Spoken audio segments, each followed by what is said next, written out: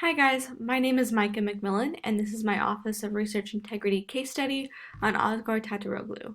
So Tataroglu was a former postdoctorate fellow in the Department of Neurobiology at the University of Massachusetts Medical School, and he specifically worked in neurobiology with circadian rhythm. And while he was trying to find a connection and find research in circadian rhythm in humans, he was working with Drosophila and trying to carry his research with Drosophila or fruit flies over to humans.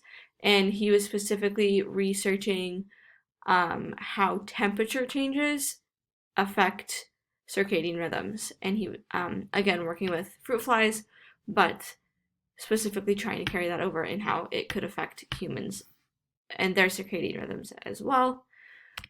So in his research, he has been found guilty of tampering with data or like the bar graphs to show, to like exaggerate those cycle changes and those positive effects of temperature shifts on the circadian rhythms in the fruit flies.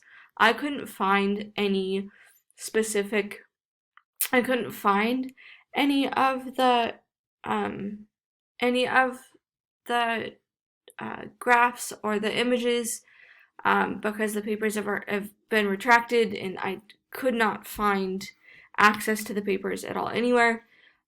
So I have a picture of the main paper that was retracted that kind of flagged everything. He was guilty of falsifying data in this paper specifically, two grant requests, and then they also found falsified data in some of his unpublished work that he had stored away.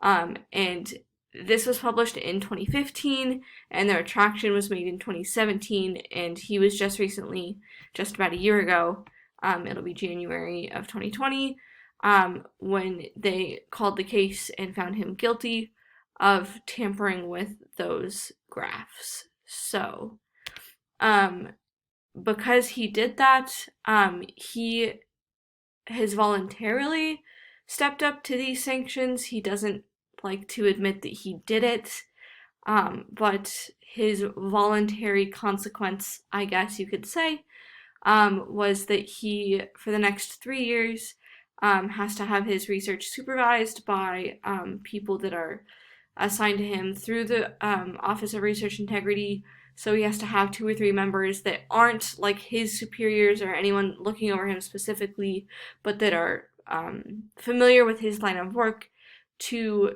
look at his data quarterly, but then every 6 months give a report back to the ORI and make sure that everything is good to go.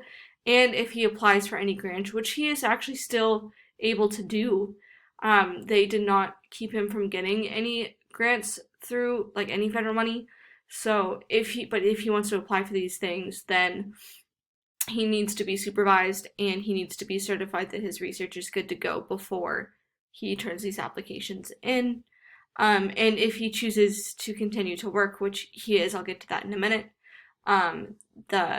they must certify that as well. Not only do the people supervising him have to give certification that he's good to go, but the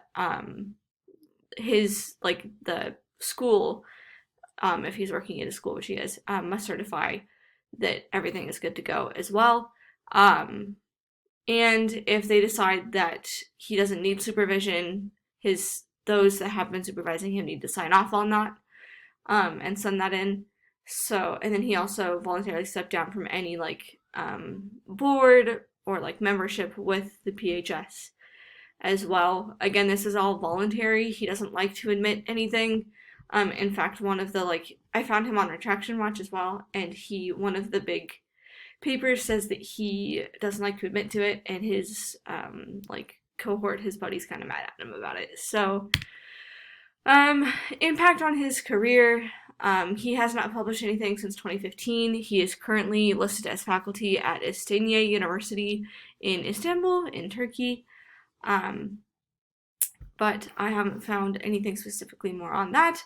But so far he's just kind of chilling in Turkey with no main consequences. And those are my references, and I appreciate your attention. Thanks, guys.